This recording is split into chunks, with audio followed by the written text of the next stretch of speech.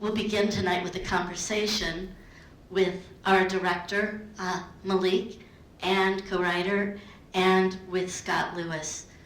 I wanted to share a few bits of information with you, and that is that according to the San Diego County Probation Department, the rate of recidivism for juveniles and adults coming out of incarceration is between 34 and 36%. That means that we're failing these young people a third of the time. And that's not okay. If we were all failing in our jobs a third of the time, we would be fired. If we ran businesses, our own businesses, and we didn't do as well a third of the time, our businesses would no longer continue to exist. Today's youth grow up in an environment that makes these challenges that they face very difficult, and the choices they make very difficult. And how do they change their circumstances for their next generation and their loved ones?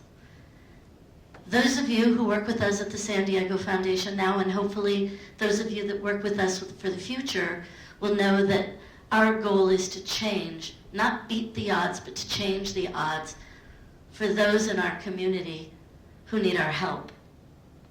We're focused at the San Diego Foundation on identifying the root causes of these problems and tackling the problems and the challenges at their root cause.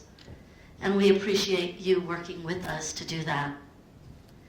Now, I want to introduce Malik Vitthal and Scott Lewis to begin to share that dialogue.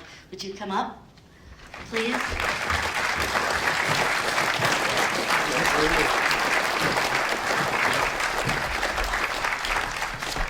Malik Vitthal was born and raised in Los Angeles and graduated from the University of Southern California School of Cinematic Arts.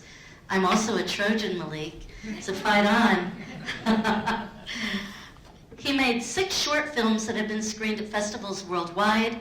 He co-wrote this feature directorial, Imperial Dreams, which was developed at the Jerusalem International Film Lab and Sundance Institute Screenwriters Lab, where it received the Time Warner Storytelling Grant and Lynn Auerbach Screenwriting Fellowship. Imperial Dreams premiered at the Sundance Festival, where it won the Audience Award, Best of Next. Malik is currently developing his second feature film at the Torino Film Lab. Welcome, Malik.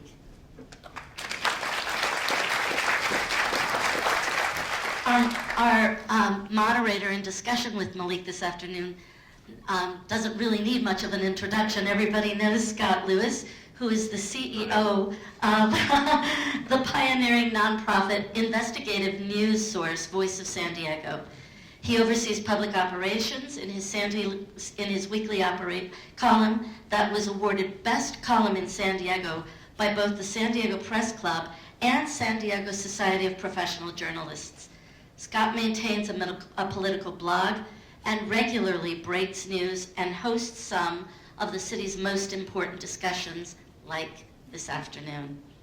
He is a graduate of the University of Utah and held reporting jobs at the Salt Lake City Weekly and San Diego Transcript before working and heading the Voice of San Diego. Please join me in welcoming both. Thank you.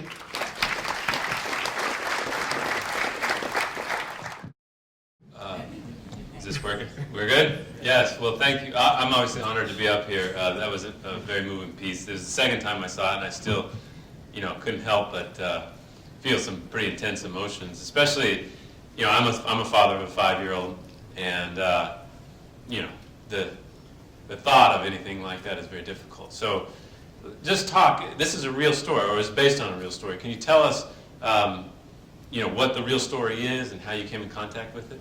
Yeah, about 6 years ago, I met a young man named Bobby Yeye Jones in the projects out in Watts. And he told me about his story. He grew up in a family with his uncles who were gang members, raised him. His parents weren't around. And at 5 years old, he saw the first person killed in front of him. And that was his understanding of how you go about life. That's how you get whatever you need. And soon enough, he got kicked out of school for bringing a gun to school at first grade. And shortly after, he got arrested when he was in his teens, and he spent like 6 years in jail. And I met him right when he came out. And while he was inside, he started to read a lot, just he started to read everything he could get his hands on, and from there he's like, you know what, there's a different way to live as a human.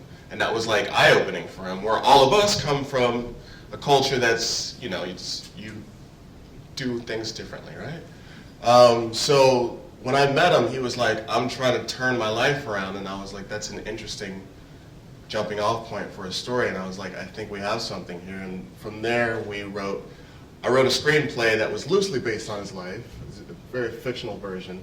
A lot of the stuff hadn't happened to him that we had written. And from there we got support from the Sundance Institute, who helped us develop the script, and then we also went to another lab in Jerusalem where we also developed the script. And while we were in that stage, Bobby got arrested a couple times, and he got arrested once, and they were going to give him 20 years for breaking parole, felony, gun possession, and a gang injunction. So they were going to give him 20 years, so I went and talked to his public defender and gave him the script that I was working on and the short film that I'd made with Bobby before. And he's like, okay, we'll use it at the right time. And what ended up happening was he showed the DA gave him a plea bargain down to 4 years, and then he showed him the script in a short film, and that helped the DA understand who this person was more, and he got 1 year at the end of that. So Bobby served that year while I was in development, ended up getting out, and that's, you know, right when we went to the Sundance Lab. And soon after that, we met up with our production company who made the film, Super Crispy, and we had some great producers on board who helped us kind of get this all together. And then we screened at Sundance after we made it.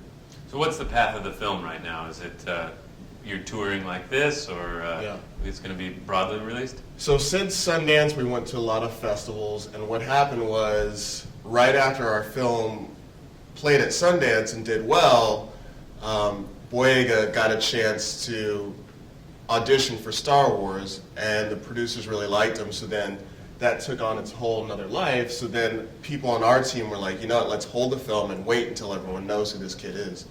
So now the film's going to come out this fall in theaters. So, could have had less fortunate things happen for you, right?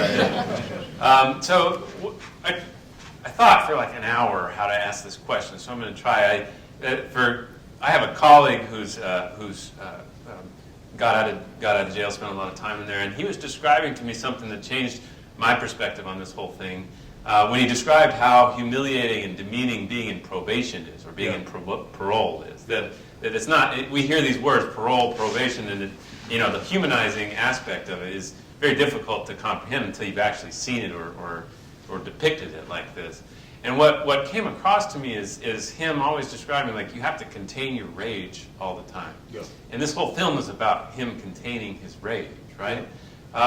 What is it about rage that you wanted to capture, and the challenge of, I mean, when his son's taken away, and when all these moments where he's forced to contain his rage, what does that mean for you? Well, I mean, it's an impulsive culture, and there's not a lot of father figures there, right? And I think my father spent some time in jail, and that's how I connect with this. My mom decided to raise me a totally different way. So growing up, I didn't have many father figures, but I did with sports, and they would tell me, you've got to control this, this, and that. And then I was like, okay, that is based on each person's decision. And, meeting a lot of these young kids, that's just what I wanted to tell them. It wasn't about some outside system that's keeping them down. You can fight through this if you can control yourself at the right moment. So just take a moment to breathe. So that was, the main thing. It's hard. People don't tell you that you're going to have this new drug in your system called testosterone when you're a 13-year-old boy, and you're going to want to go rip people's heads off. But if you learn how to control that, it can be a gift, because that passion can fuel you to do really well in whatever you want to achieve. Do you feel like that's a form of privilege, that somebody who's got resources that maybe white, that they have more right to be rageful, to be to express? I think it's a universal thing, rage. Everyone's got rage, and it's how do you learn to control it? I think it's nice to have, what was it like? The ancient Native Americans talked about, they would take the craziest warriors, and if they could control their rage, then they would end up becoming chiefs. So it's a gift. You just have to learn how to channel it. One of the things I think about a lot as I do my taxes, or as I get my driver's license all the time when you I get driver's license, or enroll the kid into school, get the vaccinations, get all. I mean, the bureaucracy that a person has to go through to be a successful, contributing individual in society, or just to get stuff like driver's license, like voter registration. It's immense and it's difficult. And I think what you try to capture, and you did an expert job at, is how difficult it is to go through those things when you don't have some of the cornerstones. Yeah. What did you learn about that as you went through that process?